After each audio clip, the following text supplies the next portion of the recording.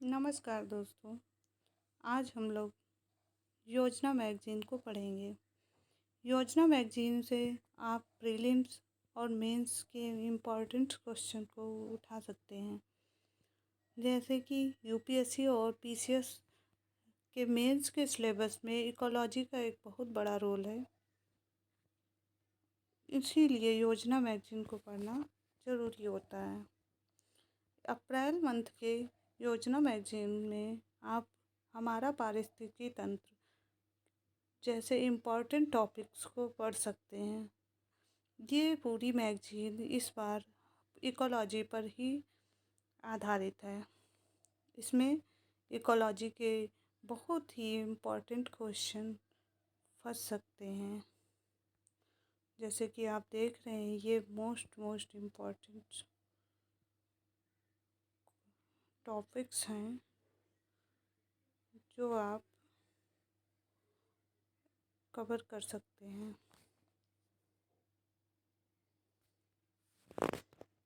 आप लोग इसका स्क्रीनशॉट भी ले सकते हैं।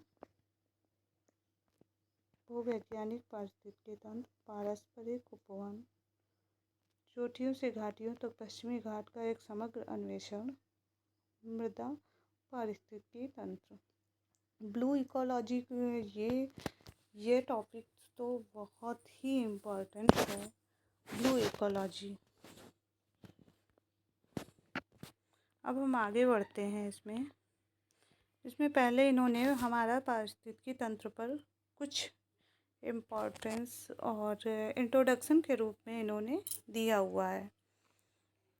जैसे कि इन्होंने बताया हुआ है कि भारत में जो हिमालय है और उत्तर पश्चिम का मैदान है, जो जहाँ पर रेगिस्तान है, जंगल है, दलदल है, द्वीप है, महासागर है, ये जो हमारी विविधता को दर्शाते हैं। प्राकृतिक विविधता इन्हीं सभी जगहों पर जाने पर देख सकते हैं।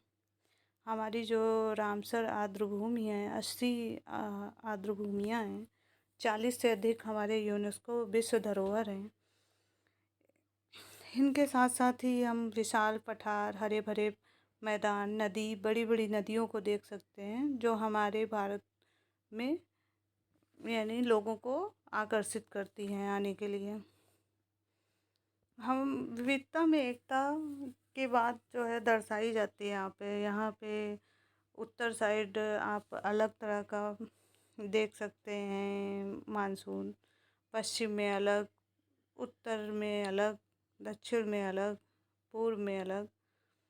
तो कहीं पर हिमालय है तो कहीं पर समुद्र है।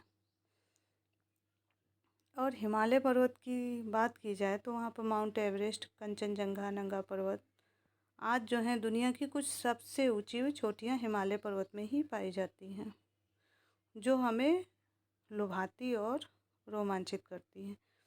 हमारे देश में ही भारत का सबसे बड़ा रेगिस्तान थार रेगिस्तान उत्तर पश्चिम में ही स्थित है, जिसमें अरावली पर्वत के कारण ही बारिश नहीं हो पाती है। और बात करें हिमालय के जो शिवालिक श्रेणी या तलहटी जो है, वहाँ पे सिंधु गंगा मैदान जो एक उपजाऊ जलोढ़ मैदान है, और हिमालयी नदियों के तलछट के जमाव से बना हुआ है सिंधु गंगा मैदान। और फिर उसके बाद हम बात करें सुंदरवन की, तो ये भारतीय भाग गंगा डेल्टा के सबसे निचले बिंदु पर स्थित है, जो जहाँ पर मैंग्रोव वन हमारा विश्व प्रसिद्ध है। मैंग्रोव वन वाला ये क्षेत्र है, जिसमें कई प्रकार की प्रजातियाँ आप देख सकते हैं। और फिर उसके बाद हम आ जाते हैं प्रायद्वीपीय पठार पर। प्रायद्वीपीय पठार जो है केंद्र से लेकर दक्षिण तक फैला हुआ है। यह जो है बहुत ही उबड़ खाबड़ ऊंचा क्षेत्र है, ऊंचा नीचा क्षेत्र है, नदियों से भी घिरा हुआ है। नर्मदा, गोदावरी, कृष्णा और कावेरी नदियाँ इसमें शामिल हैं।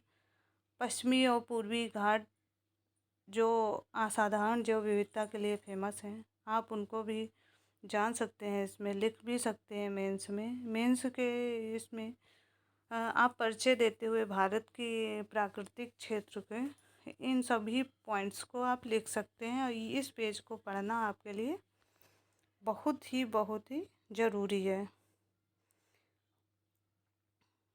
तो हम कुछ आगे बढ़ते हैं। अभी परिचय देते हुए हमने देखा भूवैज्ञानिक पारिस्थितिकी तंत्र पर अभी देखा कि कुछ चर्चा हुई ऊपर। अब हम देखते हैं दूसरे पेज पर आते हैं, जिसमें लिखा हुआ है भारत दुनिया का 5वां सबसे बड़ा देश है। यह भौगोलिक रूप से समृद्ध और इसमें भूवैज्ञानिक विविधता है। और इसमें भी हिमालय को बताया गया है कि विशाल हिमालय है हमारे यहाँ, विशाल हिंद महासागर की देख रेख करने वाला निचले तटीय मैदानों तक फैला हुआ है। और भारत की भू विविधता को इस पेज में बहुत ही अच्छे ढंग से समझाया गया है। आप लोग स्क्रीनशॉट लेते चलिए। जैसे इन्होंने Jim Corbett national park, Kaziranga national park की फ़ोटो को दर्शाया हुआ है। इन्होंने एक अच्छी लाइन लिखी हुई है, यानी क्वेश्चन, भारत की लगभग 7,500 किलोमीटर लंबी क्या है, तट रेखा है। और जो पश्चिम से अरब सागर, दक्षिण में हिंद महासागर और पूर्व में बंगाल की खाड़ी से लगती है। इस तट रेखा से उपजाऊ तटीय मैदान, रेतीले समुद्र तट आदि को देखा जा सकता है। फिर इन्होंने हिमालय के विषय में फिर बताया हुआ है, जैसे कि आप देख सकते हैं। ये हिमालय के पॉइंट को दर्शाया गया है।